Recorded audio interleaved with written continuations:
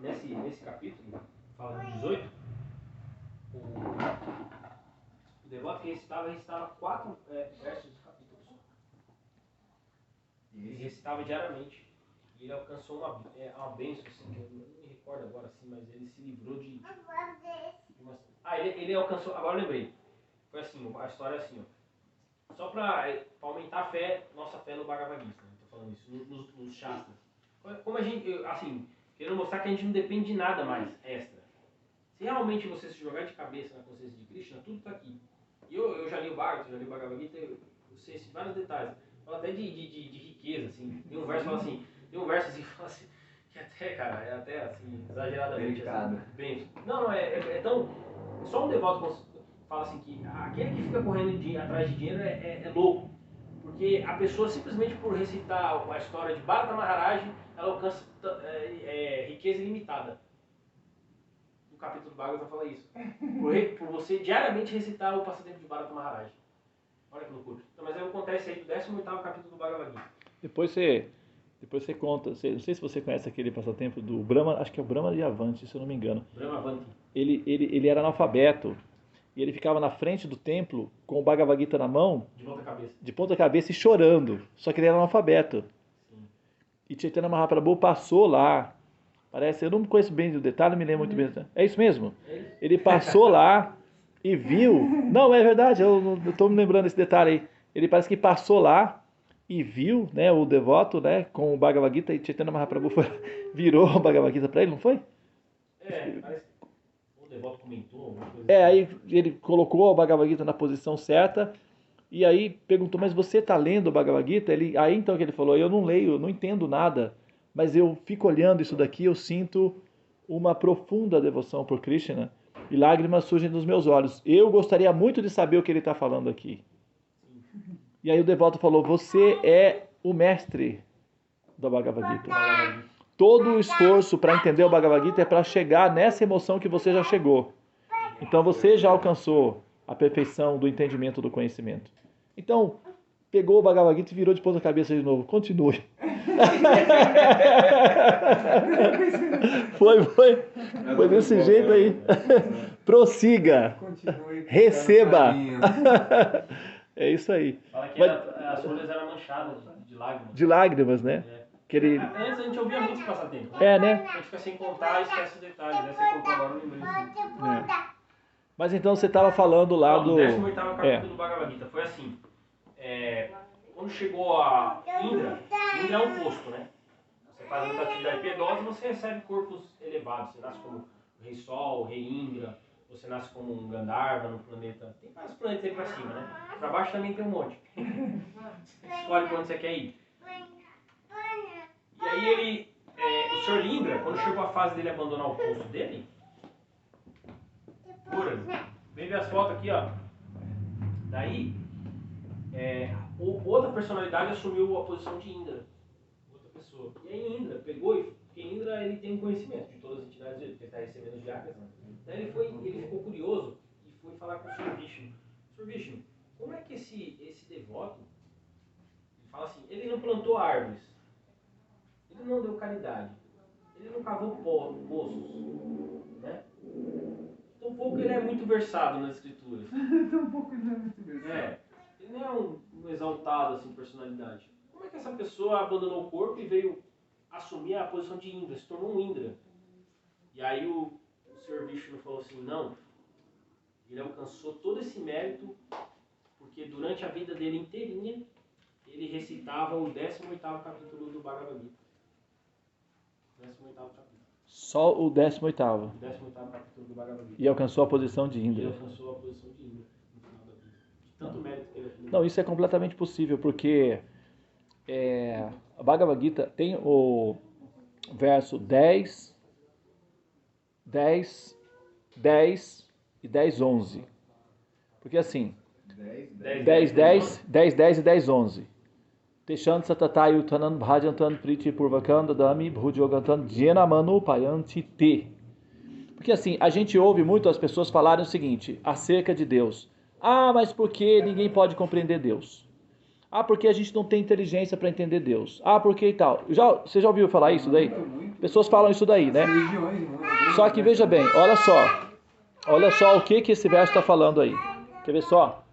Leia o verso, a tradução do verso. 10, 10, 10, 11. Isso. 10, 10. Aqueles que estão constantemente devotados a me servir com amor, eu outorgo a compreensão pela qual eles podem vir a mim. Ó, presta atenção. O que ele está falando aí? Não, veja bem. Ele está falando isso daí, certo? Vamos jogar com o seguinte dado. Vamos jogar com a seguinte probabilidade. Não vamos assumir isso daí. Vamos jogar como probabilidade. Vamos supor que ele seja real. Vamos supor que essa pessoa que está falando isso, vamos partir do princípio que seja Deus. Vamos colocar dessa maneira, como possibilidade. Nem como afirmação, como probabilidade.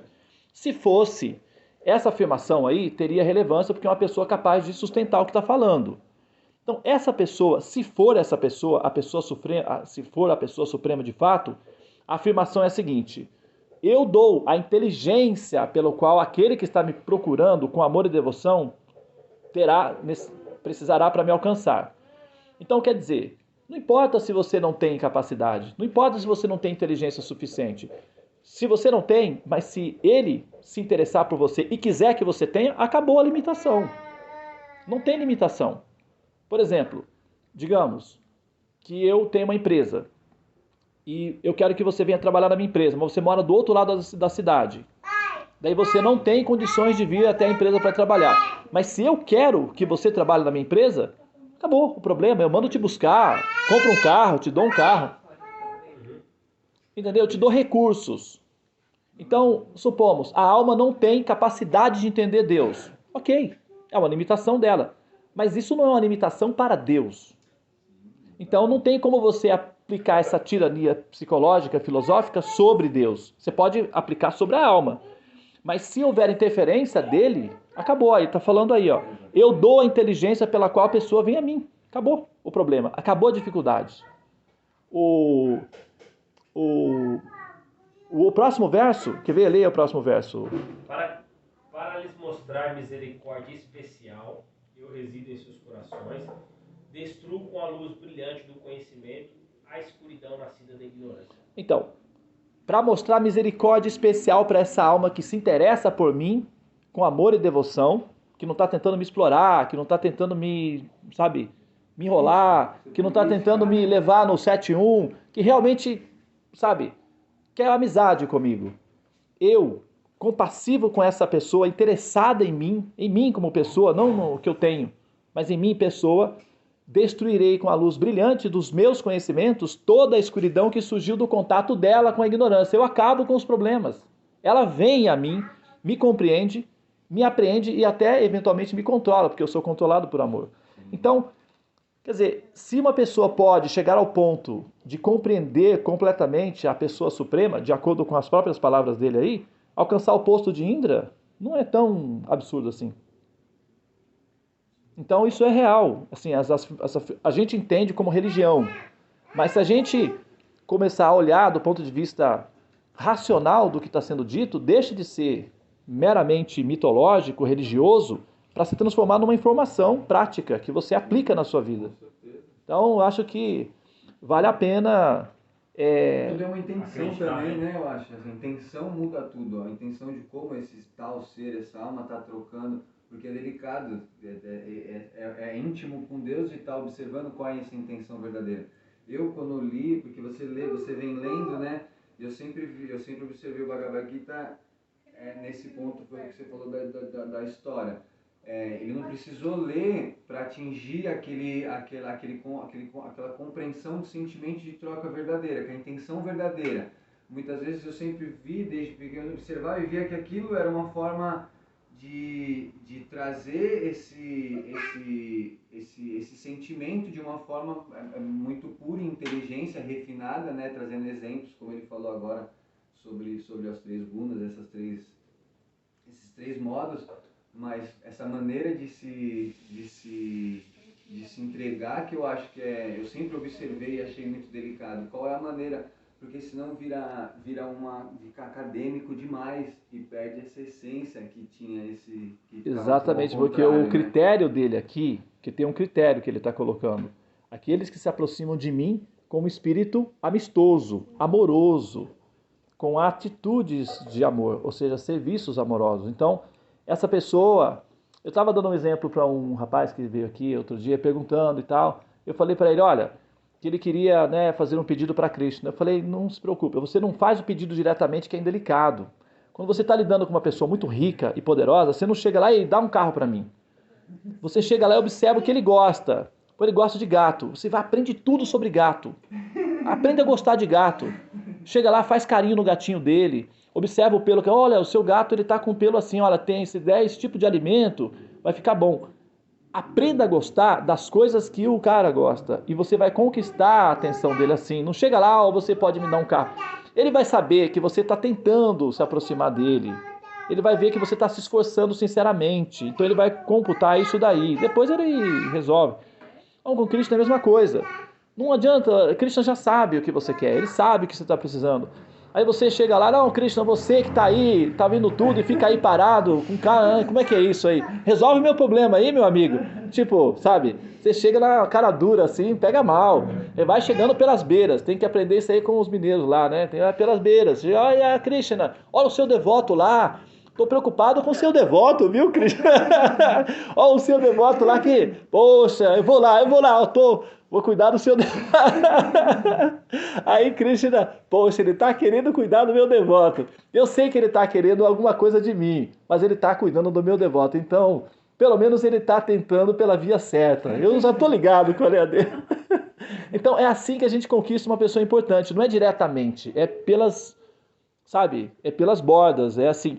E o ponto fraco de Krishna são os devotos de Krishna.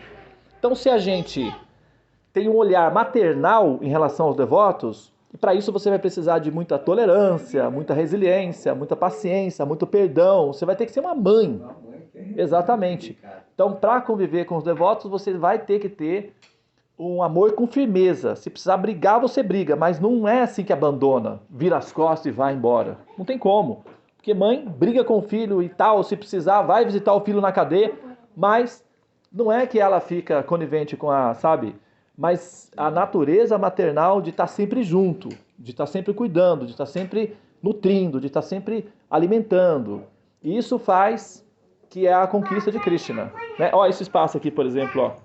Esse espaço aqui, ele sabe como é que era isso aqui antes. Acho que você no começo, isso aqui era um galpão, isso aqui é uma garagem. Eu pensei assim, bom, esse lugar aqui é um excelente lugar para eu assim, fazer uma terapia aqui de convencer Krishna de alguma coisa, vai que dá certo. Eu vou fazer daqui um ambiente aconchegante para os devotos virem conversar sobre o Bhagavad Gita, como está acontecendo aqui agora, aqui, ó. E isso vai ser a minha mensagem para Krishna. Ó, estou cuidando do seu devoto aí, ó. Não vai fazer de conta que eu não existo aí, porque não tem... Então tudo é uma técnica de persuasão, entendeu? Todos são conquistáveis. Krishna não é conquistável, ele é uma pessoa maior. Aí como que você vai conquistar uma pessoa maior? Não tem como, tudo ele já tem. Então você vai pegar no ponto fraco dele. O ponto fraco dele são os devotos de Krishna. Só que aí é a questão, né? Para ficar com aquela coisa, na tolerância e tal, a coisa da paciência, né? E aí essa aqui é a parte que a gente tá aí. É uma terapia de grupo, mas, pô, vale a pena, né? A gente vai se... Tushanti-cha, Ramanti-cha. Vai se iluminando uns aos outros, conversando sobre mim e, sabe, se libertando. Ele falou, é muito sutil dessas três gunas. Às vezes, quem está mais próximo das escrituras, quem está mais próximo e também da prática, da vivência, dos devotos, que isso é a essência de tudo, é estar próximo dessa prática. Mas o que ele falou, a gente às vezes quando está absorto no cotidiano, a gente vai achando que a gente vai conseguir resolver as coisas, né? E na verdade é o que ele falou, Krishna já está controlando, se a gente se entrega que é difícil mentalmente a gente acreditar que vai ficar tudo bem, às vezes com o processo todo e tudo as coisas como andam, né? Exatamente, como a gente tem as... Não, porque nós temos que conciliar as duas coisas, a gente não pode ser, sabe, assim, radical dos dois lados. Então o que a gente tem que fazer? Uma simbiose dos dois fatores. E acho que é um aforisma que já se fala, eu ouvi, né, dizerem que foi o Dalai Lama que falou isso daí.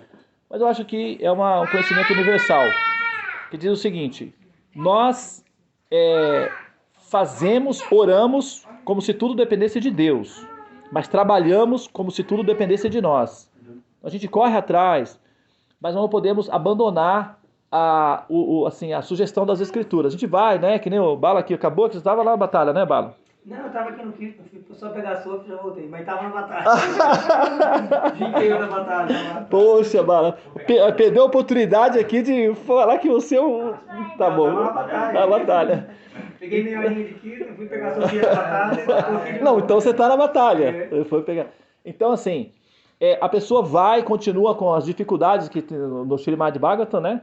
Tá tendo o Kampantu Shamik Shamanô, que diz que aquele que, mesmo enfrentando seus karmas, as adversidades, vivenciando os seus karmas, criados em vidas passadas, devido ao mau uso do livre-arbítrio, mas que continua prestando serviços e respeitos com a cabeça, palavras e o corpo para o Supremo, essa pessoa tem direito ao serviço devocional porque é uma conquista legítima dela.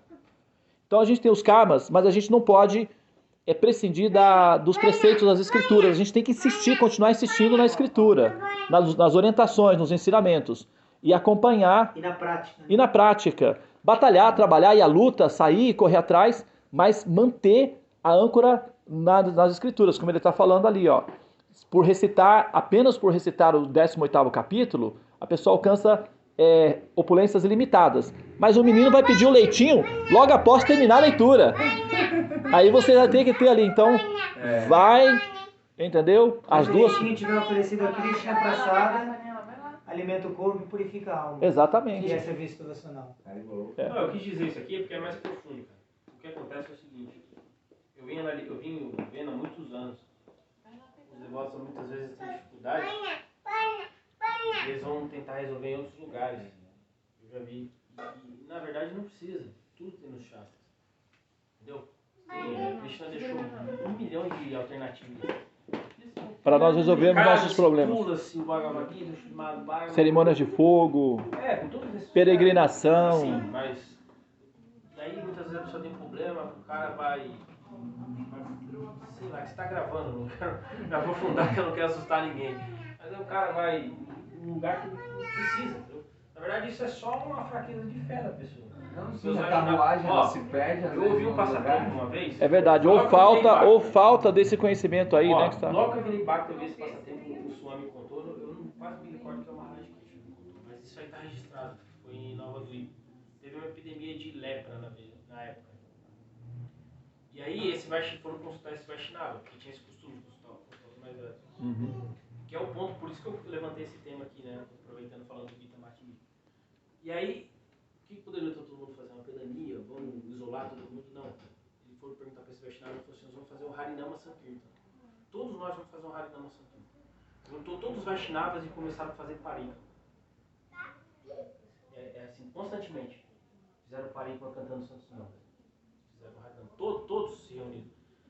E aí no meio do parikrama, do kirtana deles estático ali, com o propósito de achar uma solução para curar aquele problema, através do Harinama Sankirtan, apareceu a personalidade da lepra. Apareceu uma mulher, que ela era assim tinha suas limitações ali, suas características que representavam a enfermidade. E aí ele foi e pregou para ela. Pediu para ela, humildemente, que se retirasse, que estava atrapalhando a vida dos devotos ali da redondeza, estava criando um distúrbio e tal. Ele ficou pregando por algum momento. E ela foi embora, dali em diante todo mundo se curou. Isso está registrado no Shastra. Tá entendendo? Mas aí assim, o cara tem um problema, entendeu? E aí, então... Isso que eu quis dizer, tá tudo no Shastra. O Bhagavad Gita só ele tem tudo que é preciso para você resolver qualquer problema que você... É assim, o Bhaktisiddhanta Sarasvati, todo mundo sabe que o Bhaktisiddhanta Sarasvati é astrólogo, né? Mas mesmo assim, ele, depois que ele se tornou, começou a missão de pregar, a astrologia é védica, né? Ela é védica, ela é uma um ferramenta princípio védica, de ferramenta. Mas dentro do que eu estou tentando explicar aqui, dentro desse fundamento, ele mesmo quis mostrar que todas as soluções estavam inseridas no... Não porque você é sóbrio, eu tô levantando esse ponto. Aí tem Isso eu acho, mas eu acho Mas ele não fazia importante mais falar. uso da própria astrologia. Mostrando que os princípios... Por que eu tô falando isso, cara? O cara tem problema, minha vida, o cara vai em Santo Daime. O cara tem problema, o cara vai na macumba. Como se não tivesse a cura no Vaishnavismo, isso que eu tô querendo dizer. É, como se o Vaishnavismo fosse... Falando É claramente. o topo da cura, eu Vaishnava, acredito, assim. né? Porque é sonoro, né? Se é sonoro, esse Você mantra é tá o mantra tudo, mais tem potente tudo. É. que tem para purificar e O que disseminar. você pode achar em coisa. qualquer outro lugar, tem no Vaishnavismo puro. Você pode até ir, né? A questão não é essa. Mas você, no mínimo, tem que saber que está tudo aqui. Krishna Não, deixou isso é fato, tudo isso pra mim no é- princípio Vaishnava, de serviço devocional dentro do Vaishnavismo. É. Isso que eu quis No dizer. quarto, É. canto, no quarto Isso canto é- do Bhagavatam, no passatempo de Dhruva Tem Maharaj, potência, né? no quarto canto do Bhagavatam, no passatempo de Dhruva Maharaj, Prabhupada explica no significado sobre a potência dos santos nomes, do cantar dos santos nomes, a potência dos santos nomes, que mesmo que você queira o resultado, o sucesso em qualquer âmbito da vida, quer seja espiritual nem se fala, mas mesmo no âmbito material, o enfrentamento das dificuldades de sucesso, no âmbito material da vida, o Prabhupada explica isso no significado do quarto canto do passatempo de Dhruva Maharaj, que o cantar dos santos nomes é o meio mais potente e eficaz para isso, em qualquer situação do universo. Assim, ontem a gente até estava comentando, eu não vou ser tão criterioso de falar de algum ponto do Bhagavata, mas sem perder a essência que a gente está falando. Ontem mesmo a gente estava conversando, aí eu toquei num ponto que eu falei para ele assim, eu gosto muito de astrologia e hoje eu busco entender. Então, hoje eu comentei com ele, falei assim, a astrologia ela dá o ponto para o ser, para a alma entender em que momento que ela está diante desse histórico sem começo e sem fim, vamos dizer assim. E isso te dá uma posição que te dá um entendimento para facilitar resolver esses problemas que às vezes a gente já acarreta, mas simplificando de uma forma bem assim, rasa, né? O cantar dos santos nomes é sonoramente, pelo que eu aprendi e entendo assim, né? É sonoramente a maior potência que se tem e a arma dada para essa era também, né? Que tem algumas eras e vem atravessando. E nessa era é a maior potência que tem. Então, dentro dessa potência sonora, dessa ferramenta, não tem nada que vai disseminar, porque se tudo é célula e é sonoro, você já tem então essa potência sonora, ela é o topo tipo de qualquer Exatamente. de qualquer É só para fazer uma limpeza que a alma pode ter, vamos dizer assim. fazer uma pequena uma contribuição aqui. Bhaktisiddhanta, ele praticou, né, astrologia, escreveu livros, inclusive, durante muitos anos. Só que o que acontece? Quando ele decidiu tornar-se um sannyasi, então, para evitar ter que lidar com assuntos mundanos, por exemplo, astrologia horária, o cara quer saber qual o melhor momento para fazer um investimento financeiro. Aí ele, como sannyasi, não rola, entendeu? Qual o melhor momento para ele poder encontrar a melhor esposa, mais fértil? Sim. Então, quer dizer, para um sannyasi... Ele tava pegando uma coisa... Exatamente, aí ele ia ter que ficar lidando com assuntos pragmáticos, ele não queria, ele queria estar livre para poder falar apenas de Bhakti.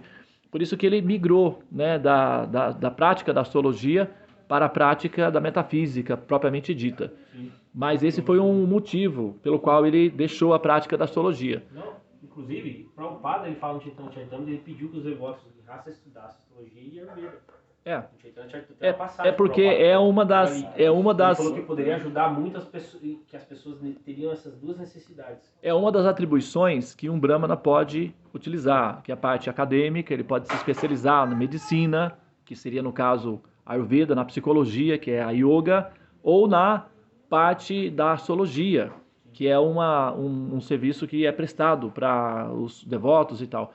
Mas isso, normalmente, são os grihastas mesmo, os chefes de família que fazem, os astrólogos, os jyotishas, normalmente são chefes de famílias. Quando tem o guru, na Índia Védica, todos os gurus eram astrólogos. Até porque Faz parte dos Vedas, exatamente. Não faz sentido se não fosse. todos os gurus eram astrólogos porque o guru ele precisa conhecer a natureza do discípulo. E ele consegue fazer isso de duas maneiras. Ou ele é um brigo, um vidente, ou ele tem dados com os quais ele pode lidar. Então, normalmente, ele pegava os dados do discípulo E através do mapa ele sabia que aquele discípulo poderia ser um Brahmana Kshatriya, um Brahmana Vaishya, um Brahmana comum. Então, era assim que os mestres conseguiam identificar a natureza dos discípulos através do mapa. Às vezes até sem abrir o mapa, eles falam que Aí- o mapa ele só... Aí ele já seria um brigo. Um brigo é assim, ele já vê o discípulo, através dos traços físicos, ele já define o discípulo. É uma fase superior da astrologia. É uma fase- Não, Lá em porque Marte tem- a astrologia, os planetas, vamos dizer assim, pelo pouco que eu observei, eu tô falando assim, né, leigo falando com o mestre, mas os planetas, eles têm características, essas características, elas descendem e a gente nasce com essas características desses graus, vamos dizer assim. Essa daí Então, seria a parte mais técnica do estudo em si, da astrologia. Mas em se tratando, por exemplo, do mestre espiritual, o que ele faz? Ele tem essas duas possibilidades. Ou ele é um brigo, no sentido de que ele é já um ser muito experiente no assunto, ele já consegue ter a visão, ele é um vidente, ele olha e ele já vê, já pronto, já define, então ele é um brigo. Ou ele não, se ele não for um brigo, ele precisa do método ainda, então ele utiliza a Kundali, que é a carta do discípulo, e define o discípulo e orienta o discípulo, assim, assim, assim, assim. Casa, não casa. Por exemplo, o guru, para definir se um discípulo deve ser um sannyasi ou não, ele pega a Kundali, verifica Ketu, casa, não casa, você tem que casar, não, você é sannyasi. Como que ele faz isso? Ou ele é um vidente, ou ele tem dados. Normalmente ele faz isso através do mapa. Então, o Bhaktisiddhanta Sarasvati, ele utilizava a astrologia com os discípulos para uso pessoal dele. Ele não praticava publicamente. lógico, como não? Entendeu? Não tem Porque ele não como queria se largar, não tem envolver como na questão